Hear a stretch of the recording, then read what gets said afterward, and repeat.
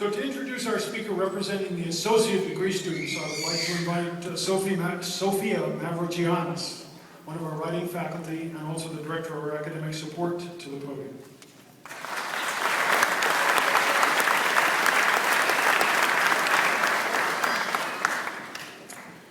Good evening. I am Sophia Mavrogiannis, and I have the honor of introducing the first of our two student speakers.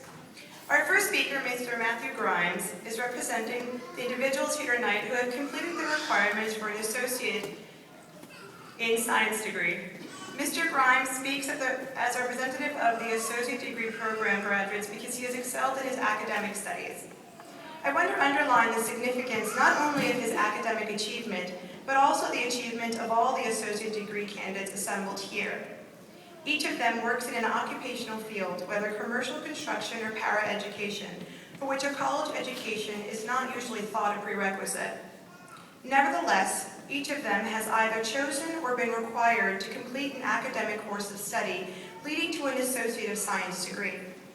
In other words, these scholars have not just become the masters of their particular trade, they've also learned how to become better writers, in what we are convinced is one of the best college writing programs in the state, and how to become better researchers and consumers of information with the assistance and support of our fine group of reference librarians.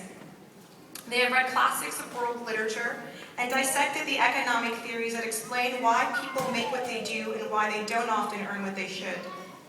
They have also studied the history of the U.S. social movements that have worked to make the United States a better, more just society. In short, the associate degree candidates presented tonight have been put through their intellectual paces, and they deserve our warmest praise and appreciation. Speaking on their behalf, it is my dearest pleasure to introduce Mr. Matthew Grimes.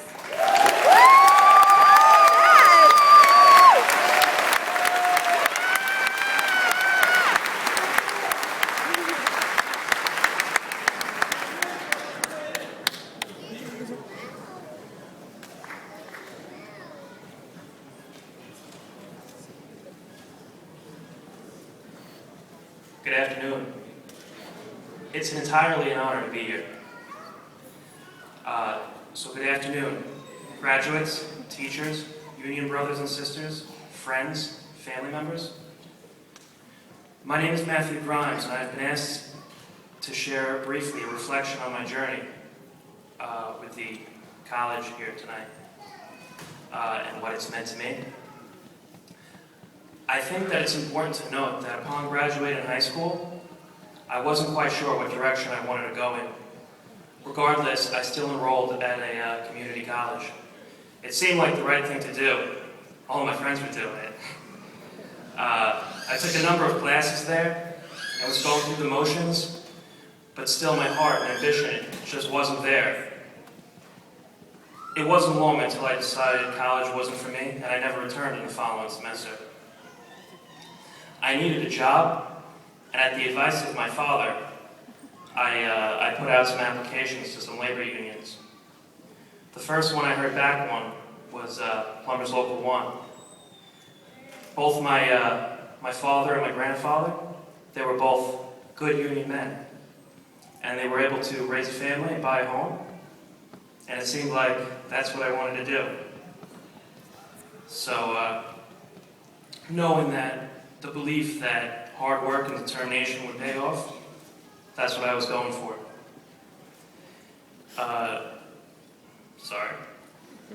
The apprenticeship was a whole new experience for me. Not only was I learning a valuable skilled trade, but I was also learning what it was to be a union member.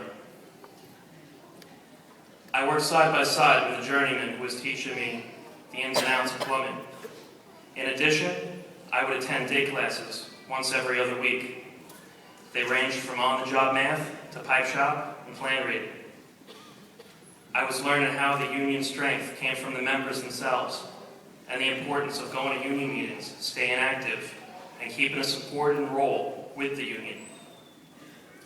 My days were pretty packed. I remember sitting in one of my day classes when the heads of the school, Mr. Clark and Mr. Sine, they came in to tell us that we were going to be enrolled in college.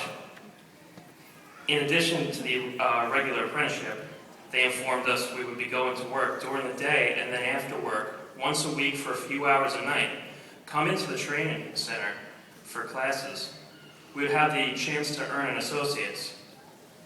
Many of us felt there was no reason for us to go to college at all. After all, many of us joined the construction trades because we felt college, for whatever reasons we had, it just wasn't for us. Despite our unenthusiastic attitudes, we enrolled, and we endured. College may not have been for me at first. However, this time it was different. I had an end goal in sight, and I knew what I had to accomplish to reach it. We took classes like gender and society, economics, history, and even art. We learned about the labor unions of the past, and we gained an appreciation of how far the labor unions have come. We also got to learn how to better communicate to groups of people through the form of word, speech, and art. Upon reflection of this college experience, I'm glad I followed through with it. I understand now that education and knowledge plays a vital role in the unionized labor. With this education, I feel the apprenticeship program is turning out men and women who are better employees for the contractor and better prepared to uphold the standards of organized labor. I would like to thank the United Association, the Association of Contracted Plumbers, and the members of Plumbers Local 1 for giving me this incredible opportunity.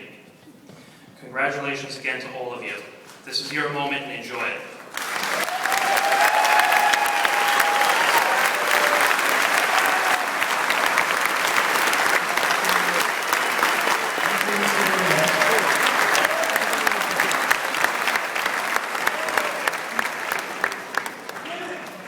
I will now invite Professor Sharon Szymanski to the podium, also a member